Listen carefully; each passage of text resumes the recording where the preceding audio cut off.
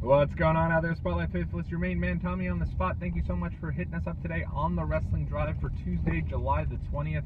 We are slow treading down the BQE today. My Lanta, we are moving about as slow can possibly be. But we're getting there. And big night of WWE action last night. Monday Night Raw emanated live from Providence, Rhode Island, and it was quite the newsworthy show, to say the least. It was announced that moving forward, Mick Foley will be the general manager of Monday Night Raw, while we picked Eric Bischoff yesterday for that role. We did mention that Mick might be a possibility, and pretty cool to see Mick back. And he looked absolutely fantastic. Not enough is being made about this. Mick Foley looked awesome. He looks like, my lord, he was running it to the ring. Mick Foley in 2016 was literally running to the ring. Great to see Mick looking so great, and hope that keeps it up, because that is really, really good stuff. I'm proud of the guy, and I'm glad to see he's doing so well. And then for SmackDown, it was announced that Daniel Bryan will be the general manager of SmackDown Live. Sorry, it's SmackDown Live now, not SmackDown. If you noticed yesterday, SmackDown was referred to as SmackDown Live throughout the entire show.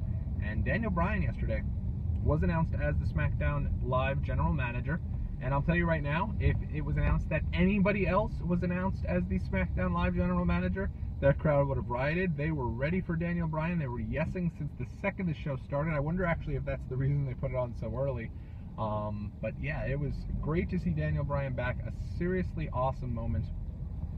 I even got a little choked up, maybe had a tear in my eye, if you will, seeing Daniel Bryan return to the action yesterday. He looked great. Looked to be in great spirits, and he looked literally humbled by the reaction he got. And it looked almost like it surprised him how much the crowd was into him. He got an unbelievable reaction, well-deserved, and it's great to have Daniel Bryan back. And now you have Daniel Bryan and Shane McMahon both heading SmackDown Live. I mean, that's a reason to tune in, and we don't even know what the roster is going to be yet. But right when he came out, I looked over at a couple people that I was watching the show with. They looked at me, and I think we all agreed that we'll be tuning into SmackDown Live, at least at the start of things, just to kind of see how things go. And really great to see Daniel Bryan back on WWE TV. It was also announced yesterday that the Cruiserweight division will be returning to Raw. Now, a little surprising to see it being brought to Raw and not to SmackDown, only because it just seems like in the past the Cruiserweights would have been more for SmackDown. But, you know, having the Cruiserweights on Raw, just having them back in general is really cool.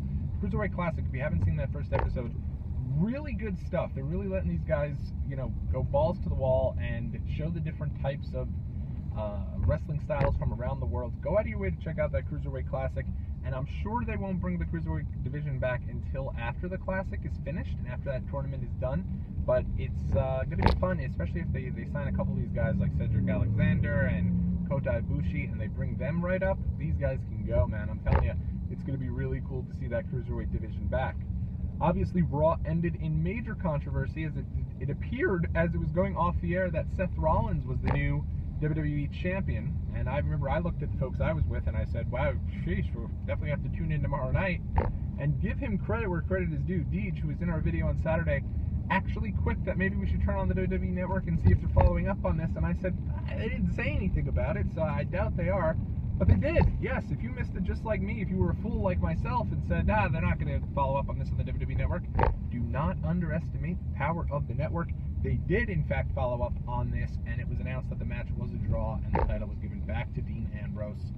So he is the champion going into the draft and going into the big triple threat on Sunday, and that'll give you probably more of an idea as to who the champion will be going forward. And we'll get to Battleground more towards the end of the week, but obviously now we turn our attention to the big draft tonight, as Raw and SmackDown Live will be drafting their brands and drafting their rosters throughout the night. I had spoken about the 6 talents from NXT. I expect the 6 talents that are going to be called up. I'll go through them real quick right now. I expect one of those to be my main man, Finn Balor. And remember, do not forget that if by August 14th Finn Balor is not up, each and every one of you that contact me will be getting $1 sent to your house from me, Tommy on the spot. But I expect that I'll win that bet pretty easily tonight. I think Finn Balor is going to be the first one from NXT drafted. I believe that, and they really should say, because it should be Samoa Joe and Shinsuke Nakamura, but I don't believe it's going to be. I think they're going to say, hey, those guys have a match coming up at TakeOver Brooklyn, so they're not eligible for the draft. Aside from that, I do expect that one of those people will be, or one draft pick will be the American Alpha. It's been a long time coming for the American Alpha. They are fantastic, one of my favorite acts in all of WWE. It'll be great to have them as part of the tag team division. That being, of course, Chad Gable and Jason George. From there, I do expect finally that Bayley will finally get that call up to the main roster. It's been a long time coming. She was down there even last year when the Divas Revolution happened. Bayley was kept down in NXT. I think it's definitely her time to come up. Also on the Divas side of things, I think Nia Jax will be getting the call up. This has been a heavily rumored possibility. Give me 1 second here. Let me... there you go. A little H2O to keep us going here. Nia Jax, I do believe, is going to be getting that call up to the main roster. I expect her to be one of the 6 draft picks tonight. Do not ask me why, but I actually think Mojo Rawley is going to be getting a call up tonight. Mojo's been down in NXT for a while. He's got a lot of energy. I know a lot of folks may not be the biggest on him per se, but I do think he is going to be getting a call up. I don't think he'll be necessarily teamed with Zack Ryder, who seems to be getting a push on his own right, but I think tonight's the night for Mojo Rawley.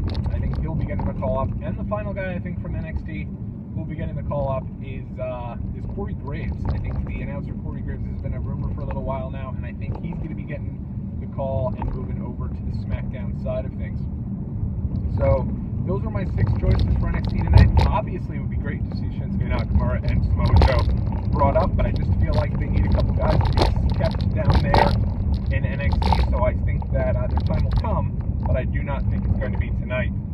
As for first draft picks tonight, I think it's pretty obvious where they're going with this. I think Stephanie McMahon is going to be drafting Seth Rollins as her first pick. Stephanie and Mick.